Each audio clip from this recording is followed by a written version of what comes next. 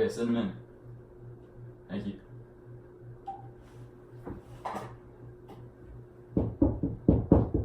Come in. I'm pursuing architecture at Texas A&M, and I thought what better person to interview than the president architect at the leading, fastest developing architectural firm in the U.S. Well, I mean, it all came with hard work, really. I was always passionate about working hard because that's the biggest way I could see myself being successful in the future. What does the normal day as an architect look like to you? Well, for me, as an architect at College Creations, what they're doing here at our business is they're designing tiny homes for those who can't really afford full-size homes. Okay. So, as an architect here, I'm either drafting, like through brainstorming just off the top of my head, new things, new ideas, or we get clients that desire something that they want in a home, and I try to implement that into my drafting as well. So what should I know how to do to be a successful architect? Well, the first and most important thing is you need to know how to implement ideas you have like in your mind, and be able to illustrate those onto a paper or a screen. Like here I have to draft things that clients want, so basically I take their ideas and I implement it onto the screen. And along with that, there's the leadership skills that come with owning a firm. I got to be able to lead a team of architects under me, and also carry myself as a leader. All right. I like that. That's awesome. What led you to choose architecture? I was always interested in structures and buildings. Like when I would travel with my family as a kid, I would study the buildings. They would always interest me. I would take pictures in front of those buildings rather than taking pictures of my family even. And it always interested me how some of these buildings that have been around for almost 1,000 years are still standing today. When did you realize that you wanted to become an architect?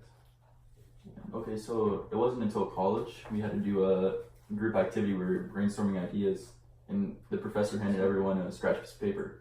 Okay. Well, my scratch piece of paper ended up being a blueprint for a structure near the college I was attending. Okay. And it interested me because this piece of paper started out as a drawing or an idea from an architect, and ended up being a building that a lot of people interact with.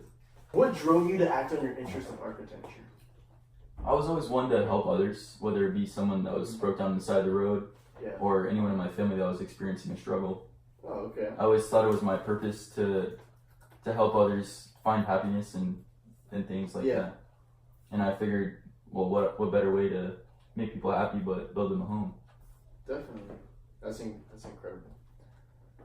What makes you so good at what you do? Well, I learned in my new student experience class at Valencia College, Oh, okay. my first years of studying, that I value understanding. And basically what that told me is that each day rather than just listening to people and not actively listening to what they're saying, I'd rather understand what they're trying to say. So for a client to tell me what they want, I can really soak it in and implement it into my work. Listening over hearing. Yes. Okay. Exactly. And then another one that I learned in that class was I'm very effective at communication.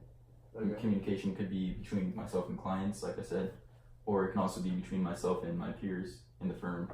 All right. And I can communicate a problem that a client has with what I present to them, and then I can implement that understanding to make the problem resolved. All right. No wonder why you achieved such great status at a young age. Do you mind if I ask how old you are? I'm 26 years old now. And are you this successful? Yeah. Top dog. Well, I began at a pretty young age through dual enrollment, which is a program between my high school and college, which allows you to get the amount of credits you need to get your associate's degree. Oh, yeah? When you graduate. Okay. After that, I was accepted into the University of Florida's College of Design, Construction, and Planning, where I obtained a bachelor's and then a master's degree in architecture through the 4+1. Okay, the 4+1 program. Yes, but the 4+1 was cut in half for me because of the already having an associate's degree. Oh, okay. That's it. I heard you have a good party school. Is that true? It is very good. Good to know. I got down with the frat. Good to know. UF is pretty expensive, I've heard. It is, but at the time I was living in Florida, so I got in-state tuition. Okay. And alongside of that, I got the 2 years paid for through the enrollment, Okay. which saved about half the cost. And then I received the top tier of Bright Futures. I'm not sure if you've heard of that. It's a Florida program. No, I don't know what that is. Okay, well, basically they paid 100% of my tuition to go to college. Oh, yeah? So you could probably look into Do they have that here in Texas? They might. You might have to look into that. I'll have to look into it, yeah. I didn't go to college or high school here, so I'm not sure.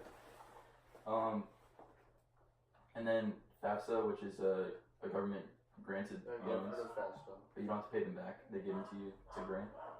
Okay. And they paid for some of my housing and food costs while I was there. And then other than that, I just took out student loans to get the rest done.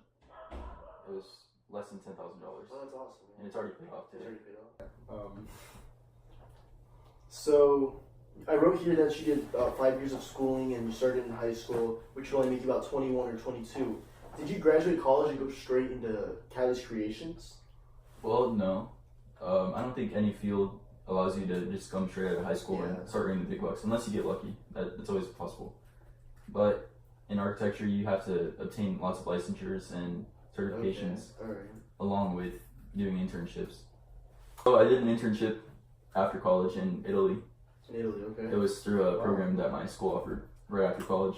Okay. And then I got good at what I did over there through European style building, and then I came back to Florida. And when I was back in Florida, I applied for a job as an architect for Florida Design. Alright. And I was there for about 3 years. So I got good at what I did here in Florida, and I decided why not expand my horizons and move to other places around the world, or in the U.S. per se. So I moved to Texas, and that's where Catalyst Creations kicked off. Would you say your buildings are bigger? I think they're in Texas. They are. Everything's bigger in Texas. Yeehaw.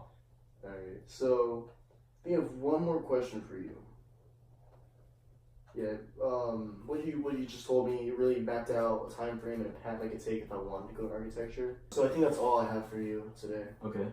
So one more thing is to find what you're pretty strong in. Alright. And that's specified down to even becoming an architect. It breaks up into 3 fields. There's the architectural drafter, a technical architect, which is going to use the drawings and designs of another architect and make them to where they're safe to live in and actually scientifically be able to stand up. And then there's the management side of architecture. Alright. That's all I have. Thank you so much. No problem. Hopefully we can see each other again. Of course. And talk.